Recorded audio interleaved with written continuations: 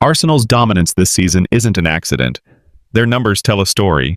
26 points from 33, the best defensive record in the league, 5 goals conceded, and a perfect Champions League run with 11 goals scored and 0 conceded. But behind those results is a clear tactical identity that Mikel Arteta has built over years. Here's what makes them so great.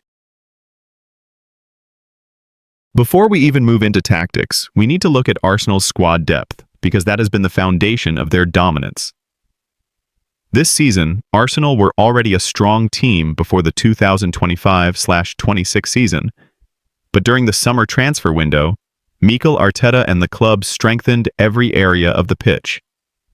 The recruitment was aggressive, smart, and targeted, designed to create competition and eliminate any drop-off in quality.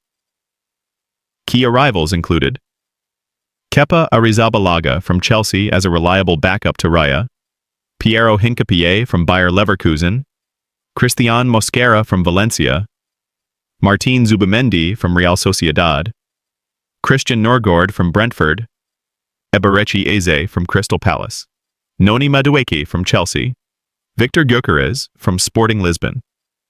These signings didn't just add numbers, they added quality, competition, and tactical flexibility across the entire squad.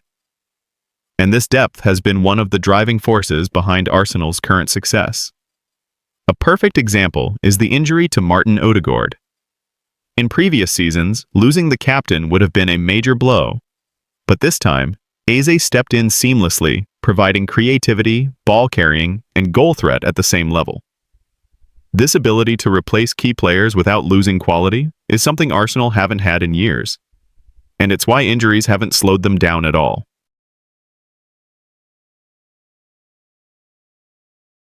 Arteta lines Arsenal up in a 4-2-3-1 on paper, but the structure changes immediately when they start building from the back. Arsenal usually build up calmly, and during this phase, Arteta pushes one of the fullbacks into the half spaces. This fullback is almost always Calafiori. When he moves up the pitch and steps inside, the team naturally shifts from a 4-2-3-1 into a 3-2-4-1. The idea behind this movement is simple but very effective.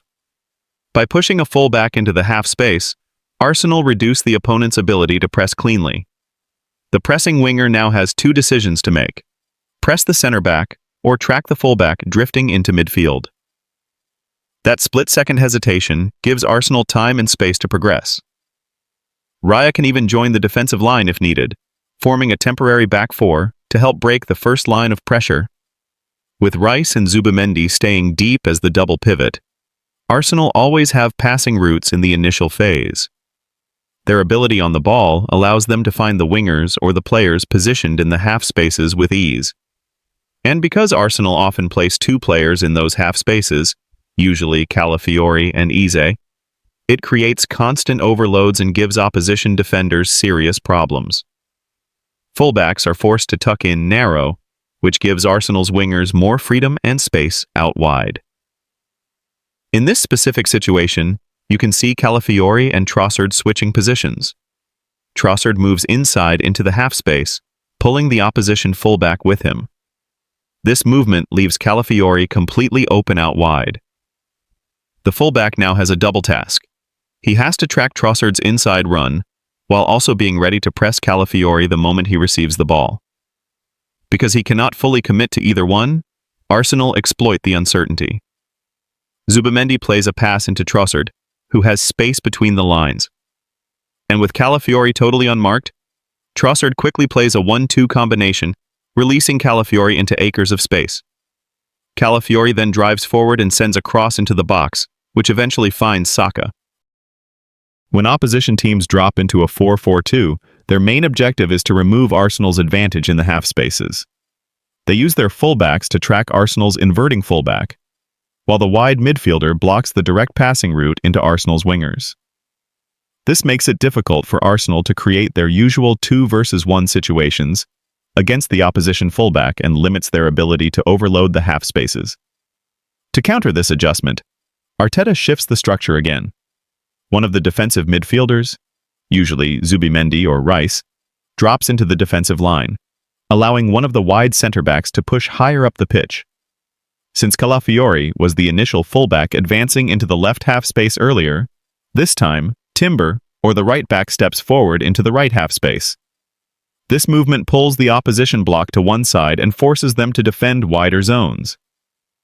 With the right-sided defender stepping up, the attacking midfielder now becomes free to move more centrally. This immediately gives Arsenal a numerical advantage, turning the midfield into a 5 versus 4 in their favor. Throughout most games this season, Eze has operated as the attacking midfielder, and his movement is what creates the real dilemma for opponents. When he drops deeper between the lines, the opposition midfielders must decide whether to follow him and risk breaking their defensive shape, or leave him unmarked and allow him to receive freely. Either decision is dangerous.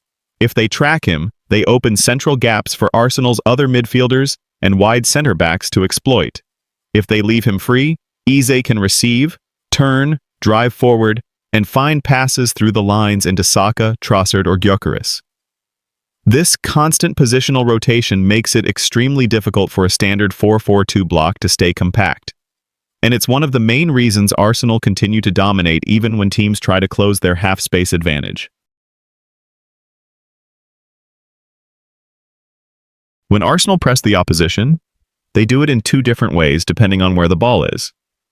When the opposition are in their own half, Arsenal press aggressively with a man-to-man approach. They commit their 4 forward players, the striker, the 2 wingers, and the attacking midfielder, to close down the central passing options. In this phase, Arsenal deliberately leave the wide areas open as a bait pass. The idea is to tempt the opposition into playing the ball wide, where Arsenal can trap them. The moment the ball is played into the wide zone, Arsenal's fullback steps forward to press immediately, while the rest of the team shifts their entire block quickly toward that side. This rapid movement cuts off all backward and central passing routes, forcing the opposition into rushed decisions.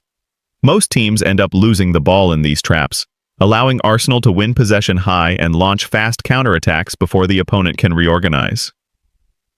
If the opposition manage to escape the initial pressing trap and move the ball higher up the pitch, Arsenal then drop into a compact 4-4-2 mid-block. Gyökeres and Eze form the first line of pressure, while Saka and Trossard drop deeper to complete the midfield line of 4. In this shape, Arsenal focus on blocking progression through the center, forcing the opposition to play toward the wings where they are less dangerous. Because the distance between Arsenal's midfield and defensive lines is very small, it becomes extremely difficult for the opposition to find space between the lines. When opponents try to create wide overloads to drag Arsenal's fullbacks out of position, the winger immediately fills the vacated space and maintains the integrity of the defensive line. This ensures that Arsenal never becomes stretched and can shift as a unit without losing their compact shape. Another key part of Arsenal's dominance this season is how quickly they react when they lose the ball. The moment possession is lost, Arsenal collapse around the ball with incredible speed. Their closest 3 or 4 players immediately apply counter-pressure, while the rest of the team squeezes up the pitch to close all nearby passing options. This prevents the opposition from launching fast counters and forces them either backward or into mistakes.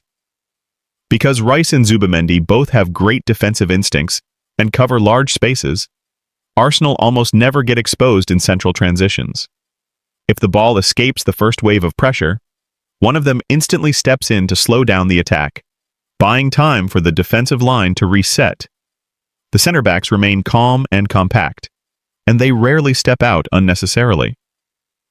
This discipline is why Arsenal concedes so few big chances, even in chaotic transition moments. In attacking transitions, Arsenal are just as effective. When they recover the ball, their first action is always forward. The wingers immediately sprint into the channels, Eze moves into the free half space, and Gyökeres stays on the shoulder of the last defender. This creates instant passing options. Arsenal don't waste time recycling the ball. They look to exploit any temporary disorganization in the opponent's defense. Many of their goals this season have come from these quick, direct moments right after winning possession. In settled possession, the final third rotations are equally hard to defend. Saka and Trossard constantly switch between wide and inside positions, forcing defenders to choose between closing the wing or protecting the half-space Eze drifts into pockets to overload central areas, while Gyökeres pins the center-backs and creates space for midfield runners. Calafiori and Timber also time their underlapping and overlapping movements perfectly, giving Arsenal both width and interior presence at the same time. This variation makes it almost impossible for opponents to predict where the danger will come from. What truly elevates Arsenal, though, is their patience. They can slow the game down, circulate the ball, and wait for the exact moment to accelerate. Once they spot an opening, even a small one, they break lines quickly, combining in tight spaces and attacking with speed. This balance between control and explosiveness is something only a few elite teams have. As things stand, it's still impossible to say whether Arsenal will go on to win the Premier League or even lift the Champions League, because football can change in a moment. But one thing is clear, based on the numbers, the performances, the depth, and the sheer tactical dominance we've seen this season, Arsenal might just be the best team in the league, and arguably one of the strongest sides in all of Europe right now. Their structure, intensity, flexibility, and consistency place them at a level very few teams can match. If they maintain this standard, they won't just be contenders, they'll be the team everyone else is chasing. Thanks for watching. If you enjoyed the breakdown, don't forget to like, subscribe, and drop your thoughts in the comments. More tactical analysis coming soon.